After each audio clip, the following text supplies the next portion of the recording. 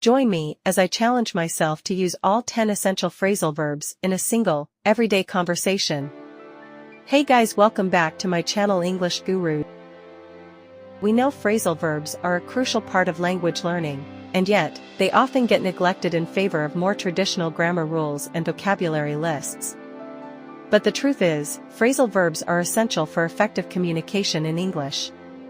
They add tone, nuance, and flavor to our language, and without them, we'd sound stiff, formal, and even a bit robotic. When it comes to phrasal verbs, many learners struggle to understand and use them correctly. One of the main reasons is that phrasal verbs difference. Another challenge learners face is that phrasal verbs are often used in informal settings, like conversations with friends, or in casual writing, like social media posts or text messages. This means that learners may not be exposed to them as much as they would in a formal classroom setting. And even when they are, it's easy to get overwhelmed by the sheer number of phrasal verbs out there. To make matters worse, many language learners rely heavily on textbooks or language learning apps that often focus on more formal language and neglect phrasal verbs altogether. This creates a huge gap between the language we learn in the classroom and the language we actually use in real life. Let's dive into the top 10 essential phrasal verbs that you need to know to sound more natural and confident in your everyday conversations. First up, we have pick up, which means to lift something up or to improve something. For example, I need to pick up my game if I want to win the tournament. Next is turn off, which means to stop something from working or to make someone lose interest. The movie was so boring, it turned me off completely. Our third phrasal verb is get over, which means to recover from an illness or to overcome a problem. I'm still getting over the flu, but I should be back to normal soon. Then there's put off, which means to delay or postpone something. I've been putting off my homework for weeks, but I really need to get it done tonight. We also have turn on, which means to make something start working or to make someone feel attracted to something. I turned on the TV to watch the news. The next phrasal verb on our list is take off, which means to remove something or to suddenly become successful. I love taking off my shoes when I get home from work.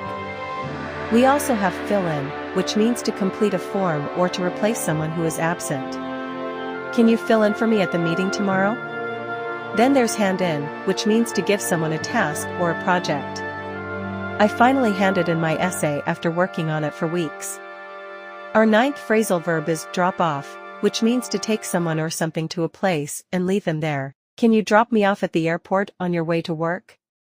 Finally, we have check in, which means to arrive and register at a hotel or a conference. I'll check in at the hotel and then meet you at the restaurant. One phrasal verb that I find particularly interesting is turn off. I think it's because it's one of those phrasal verbs that can be both physical and emotional. For example, I turned off the lights when I left the room is a pretty straightforward use of the phrase. But the movie turned me off is a more emotional use, implying that the movie didn't hold your interest or even disappointed you. It's a great example of how phrasal verbs can add nuance and tone to our language. Turn off is also a great example of how phrasal verbs can be used in different contexts to convey different meanings. For instance, the cold weather turned me off hiking implies that the weather made you lose interest in hiking, whereas I turned off the engine when the car broke down implies that you stopped the engine from working. It's this kind of complexity and versatility that makes phrasal verbs so essential for effective communication in English. Let's recap the 10 essential phrasal verbs we discussed today: pick up, turn off, get over, put off, turn on, take off, fill in, hand in, drop off, and check in. Mastering these phrasal verbs will help you sound more natural, confident, and fluent in your everyday conversations. Thanks for watching, and don't forget to share your favorite phrasal verbs in the comments below. If you want to learn more about using phrasal verbs in context, be sure to check out our related video on common phrasal verb mistakes and how to avoid them.